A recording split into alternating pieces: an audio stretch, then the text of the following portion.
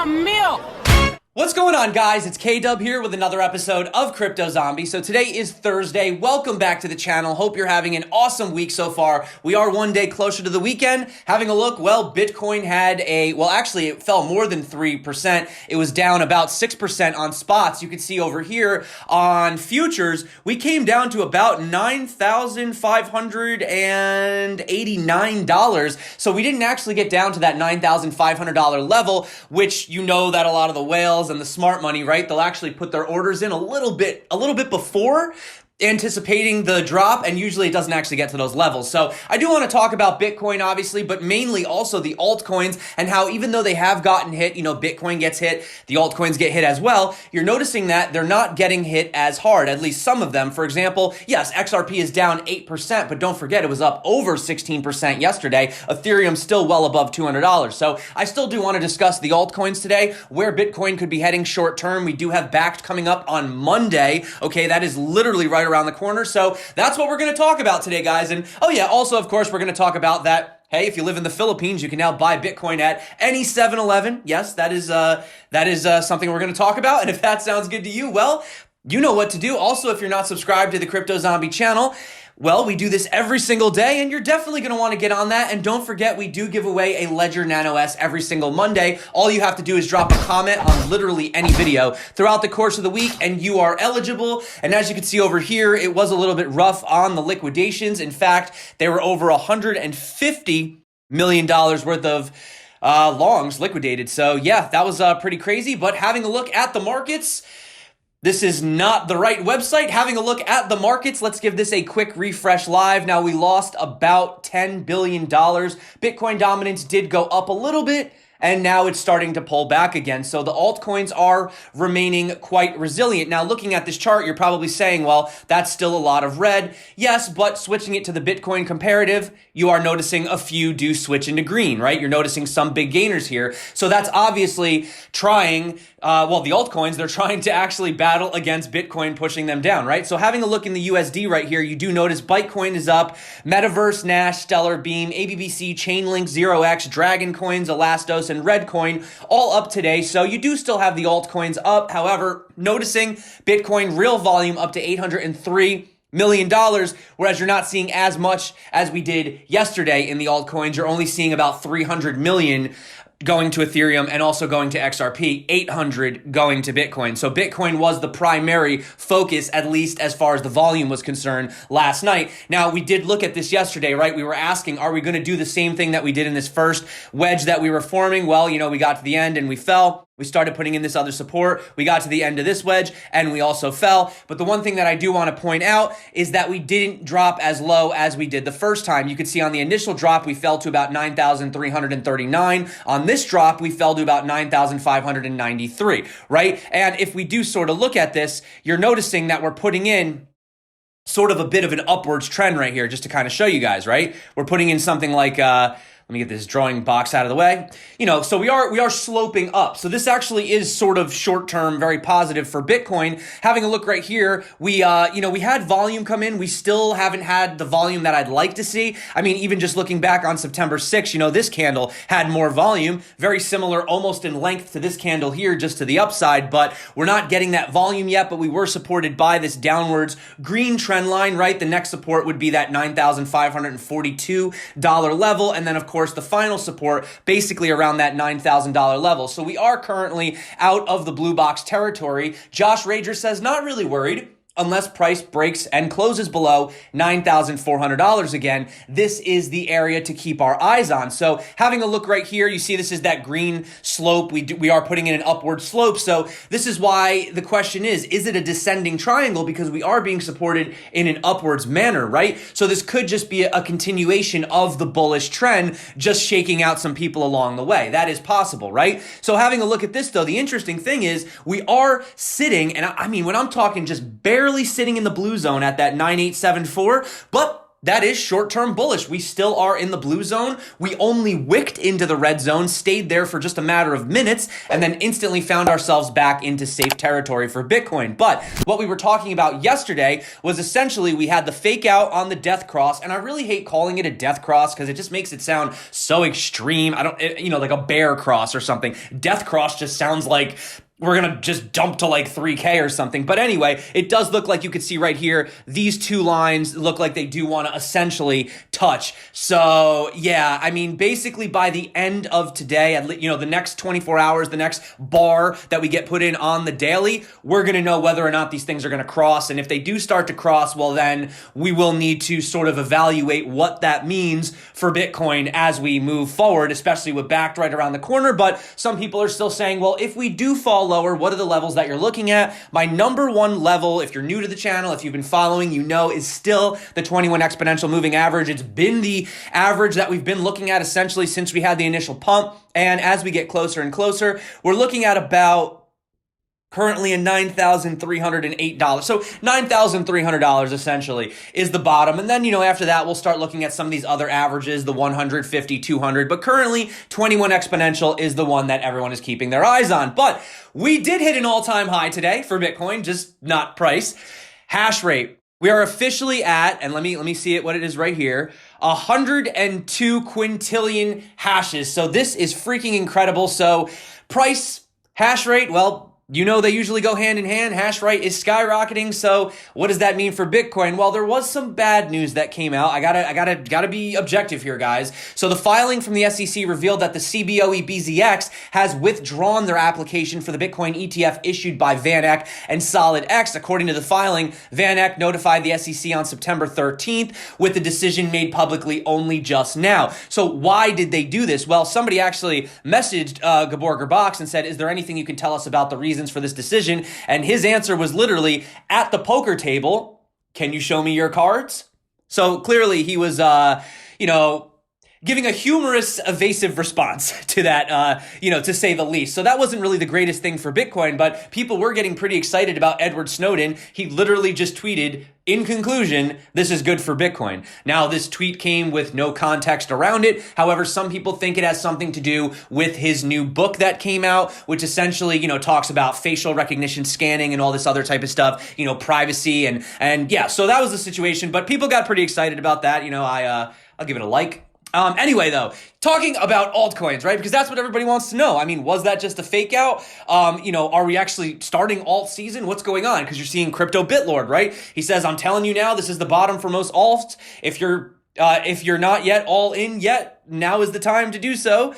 Alt season, you're seeing Crypto Ran. I'm starting to have a good feeling about altcoins for the coming winter. Am I delusional? Crypto Loom Dart, lots of alts will, I think he meant to say, paint their first green monthly candle in a long time this month. And even the Crypto Dog, these alts, man, love it, right? So what's going on with the altcoins? Well, as Bitcoin dominance continues to fall, we know that since there wasn't any new money coming into the system, remember, we were looking at the crypto money flow chart. I don't remember if it was yesterday or the day before, but you guys, if you were watching, you remember. And essentially, it was showing you that we weren't really having new money come into the market. We were basically just taking the money from Bitcoin and even from stable coins and injecting it into the altcoin market. But currently, you can see we came down to about 68. Let's see, where did we wick down to? About 68.72, and currently we've pulled back up to about 69.53. So the Bitcoin dominance is starting to go the other way. Also, when Bitcoin tends to have moves, especially to the downward side, if people don't hop into the stable coins, sometimes they jump into Bitcoin because they assume that they'll have less percentage of a dip, which oddly enough for some of the top coins today, that wasn't really the case. But having a look at this, we did put in a bit of an inverse relation to what was happening to the Bitcoin chart yesterday. So as you can see right here, Bitcoin was actually falling, whereas the altcoins were actually rising. And this was the first time that we had seen this basically throughout the entire market. I mean, granted, they weren't exactly mirroring each other, but they were sort of following a similar trend. Even though the altcoins were losing percentages, they were still moving in tandem with Bitcoin, only until just recently, although they did have a little pullback based on this little Bitcoin dump that we just had. But switching it to the total market cap, now this is every crypto. This is not, it looks like Bitcoin because the market's tend to move the same. But essentially, this is all the cryptocurrencies plotted in one chart, moving together as a giant crypto market cap. And the reason that I'm not going all the way up to the top of the wicks on this and I'm only sticking with the candles is because we're talking about literally every single cryptocurrency. So there's a lot of illiquid shitcoins that kind of get thrown into the mix, so I'm not really going to count those crazy wicks. But essentially, you could see right here, this was basically putting a hardcore resistance on the solid bodies of the candles only until just recently. And currently, we are sitting at a market cap that is now that which we were having resistance, it's now basically providing support. See how we're just sitting right there? So that actually is short-term pretty good. The fact that the resistance has now provided short-term support. So that is just something that I wanted to mention moving forward as far as the altcoins are concerned. And you can see right here, they did break through their parabolic downtrend and they are starting to come up. Now, I would like to see them get back up onto this line. You can see we were basically being supported way back here since December of 2018. And then once we fell through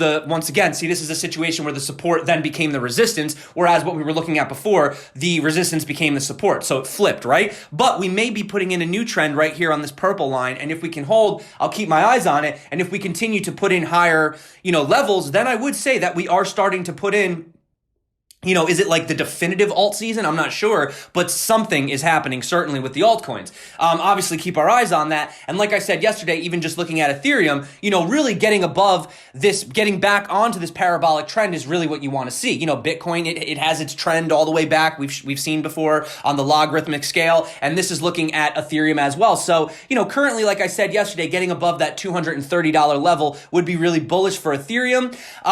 So like how would I trade something like this? And obviously this is not financial advice, just some people ask me, because if you did, essentially just dollar cost averaging really with altcoins is the way to go. You could do bot trading like 3 commas, right? I talked about that yesterday. Also, they do offer it, for example, over on, Bybit, they do have leverage trading, but just keep in mind that if you're going to do leverage trading with altcoins, that is like risky to the next degree because you know how volatile they can be. But if that were the case and you wanted to be like extremely safe, and this is not financial advice, by the way, you could sort of put something in a little bit higher. You know what I'm saying? So that if it gets hit, like say we break above the resistance and then you can sort of catch that trend, but then put a stop loss in just above. So even if for some reason, like we have this crazy wick and it comes all the way back down, at least you're protected, right? Not financial advice, guys. But that being said, if you are interested, you guys know I do have a link below. And if you haven't seen the tutorial on Bybit, I will drop it above. But like I said, guys, I cannot stress enough, it is very risky trading altcoins, okay? That's why mostly I just stick to like Bitcoin with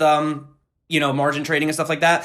But anyway, guys, getting off that, talking about Ethereum, because I did want to bring this up because we are kind of on an altcoin kick today, right? Speaking at a panel at Ethereum Tel Aviv, you had both Vitalik Buterin and Joseph Lubin from Ethereum, and essentially they agreed that Ethereum itself, or ETH, actually has the potential to be money. So there was an audience member that challenged them, right, to comment on Ether's potential as a form of money, after pointing out that Vitalik in particular appeared ready to hand off the money to Bitcoin. Instead, they said that proof of stake smart contract networks like Ethereum could actually emulate money better than Bitcoin. That's interesting. Well, they say, do you think it could be money? And Vitalik said, yeah, absolutely. It could be money if the community wants it to be, right? Right? Intrinsic value. It's in the eye of the beholder, so they say. And Joseph Lubin argued that while Ether can be better money than Bitcoin, Bitcoin has managed to solidify itself to investors as the best store of value. However, he does believe that Ethereum's functional advantages as a token over Bitcoin, in addition to its intrinsic value, will lead to greater adoption as a form of money. Don't forget, Ethereum has, we have smart contracts, we have decentralized finance, right? It has a lot of different layers to it. It has the ability to tokenize things. Now, arguably, you could add some of these things potentially, but ultimately, Bitcoin really, it's killer app is money, right? That's really what it is. But here, I wanted to sort of entertain this today, getting off topic of just talking about price. And, is Bitcoin actually money? Is it actually money? Because that's a good question. What actually defines money? Well, we can see right here, this is a great post by Hacker Noon, by the way. I'll drop it below. So you need three things to be money. Essentially, you need a medium exchange, right? It needs to be an intermediary unit used to facilitate trade. You need a nominal monetary unit of measure, unit of account, essentially used to represent the real value of an item. And of course, it needs to be a store of value, right? Well, Bitcoin actually could be all three of these, right? It does have a medium of exchange, unit of account, and store of value. In fact, coming down here and looking at the monetary properties of things like, for example, collectibles, gold, banknotes being fiat, and Bitcoin, you can see that Bitcoin actually outperforms many of these. For example, intrinsic value, very high, portability, extremely high, divisibility, right? We can go down to 8 Satoshis, scarcity, only 21 million ever made, recognizable. I mean, you literally can't have a counterfeit Bitcoin. It just wouldn't even happen. It couldn't even exist on the network. You could fork it, right? Fungibility, ease of value calculations, maintenance, and recognizability, very high. Yes, and durability high as well. And the one thing that I do want to mention, though, for everyone out there that thinks that Bitcoin can't get tainted, well, actually, it can get tainted. Essentially, you can trace it. So it's kind of the equivalent of having a dollar bill that has drugs on it or something. And even if you didn't do it, if I was to take that dollar bill, forensics could check it out and find out that, oh, well, this bill's had substances on it, right? Well, you can also trace Bitcoin to where it's been before. So that's why you see a lot of these newer guys, they're trying to get clean Bitcoin from the miners, like fresh Bitcoin, because the other Bitcoin does have history. And that does pose a question in the future. What happens if you're accidentally holding some Bitcoin from the Silk Road or something, right? You just accidentally got a hold of it, right? So should you now have that confiscated? It does bring up a good point, but let me know what you think about it. It's an interesting topic moving forward, but talking about some coin news, and then let's get on out of here. CoinGecko actually put out this blog post saying that they're proud to announce that their market data is currently available via their API that will soon be made available on ChainLink's decentralized Oracle network. Now, they say this is important because smart contracts are unable to access data from outside their network and therefore need oracles. Of course, we've gone over this time and time on the channel again, right? Also, hopping over to CoinGecko, sometimes I do like to use CoinGecko for certain better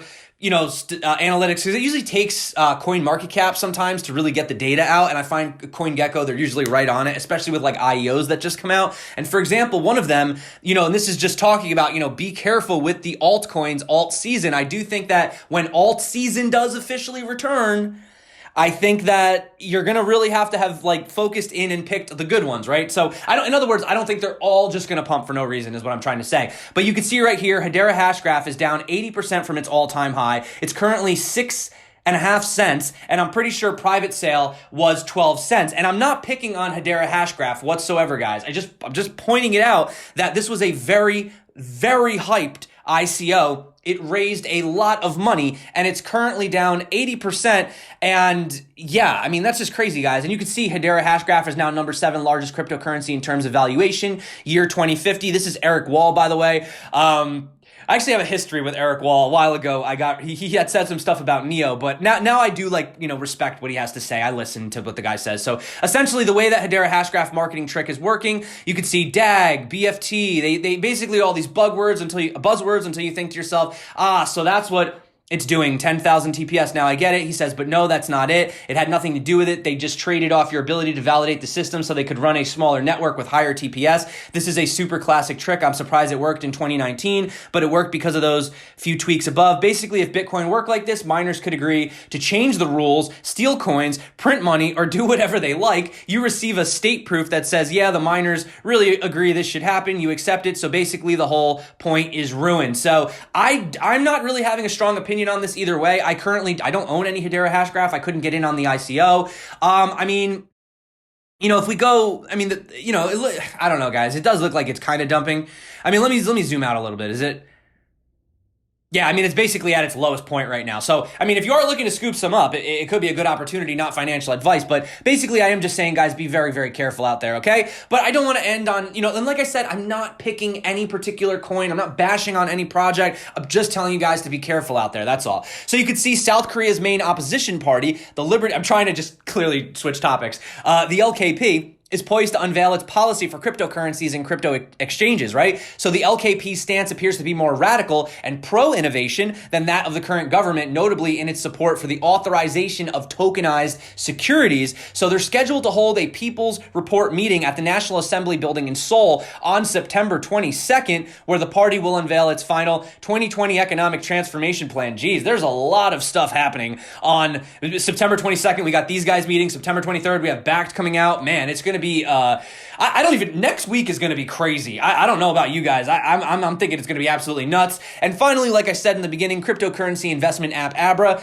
let's end on some good news, has started selling crypto for cash in all 7-Eleven stores across the Philippines with a new partnership with payment processor ECPay. The partnership will bring the crypto to 6,000 retail outlets across the Philippines. The company says that the aim of the partnership is to make acquiring cryptocurrency easier. And I actually have been to the Philippines. I went out there for the Block Nation event. And I will say that my experience, they seem to be somewhat open to this, like, you know, blockchain and crypto stuff. So, I mean, just let me know if maybe you live in the Philippines and it's different. Maybe I just went to where the conferences were, so like I had a false perception of it, but that was what it was basically when I went. But that being said, guys, I do want to keep this video nice and short today.